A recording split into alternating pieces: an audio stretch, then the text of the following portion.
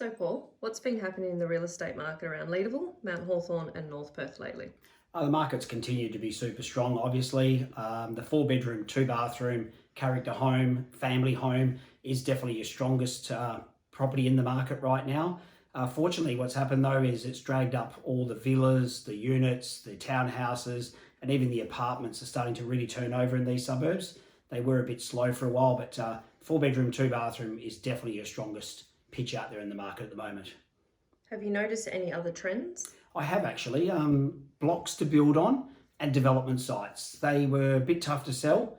Obviously the dramatics with all the building industry being so tight, a lot of people shied away from building. But recently a little 8 lot subdivision we've got at 151 Elmer Road, North Perth, we couldn't sell those blocks, and then all of a sudden in a matter of 3 or 4 weeks we sold 5 or 6 of the blocks there.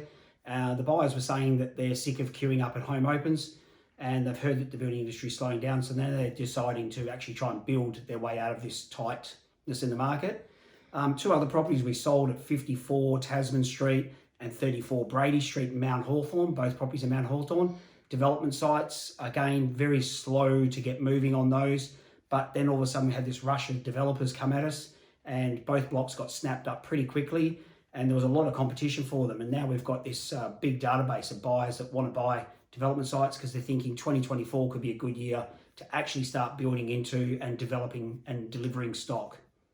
Has there been any outstanding results? There has been one exceptional result. We sold a house at 27 Franklin Street, Leederville, just recently. It's a 5 bed, 2 bath, 10-year-old home, 3 living areas, swimming pool, really nice quality finish. And we got $2,425,000 for that. It's a suburb record by quite some.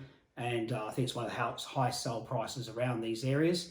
Those sorts of homes were highly sought after. We had probably 70 or 80 groups of people through it, and we had at least 5 or 10 buyers that really were looking for something like that. So that type of market is highly sought after in these areas.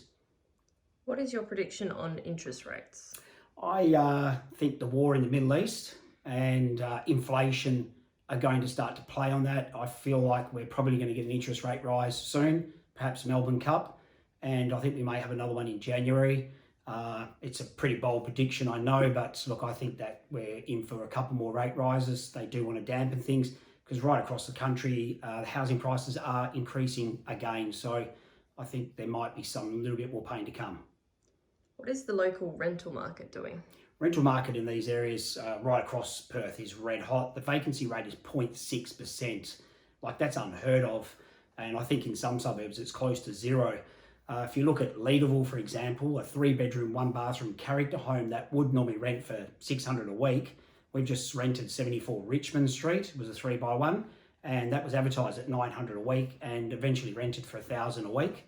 And we've got some 2 bedroom, 2 bathroom townhouses in Bold Court, Leederville.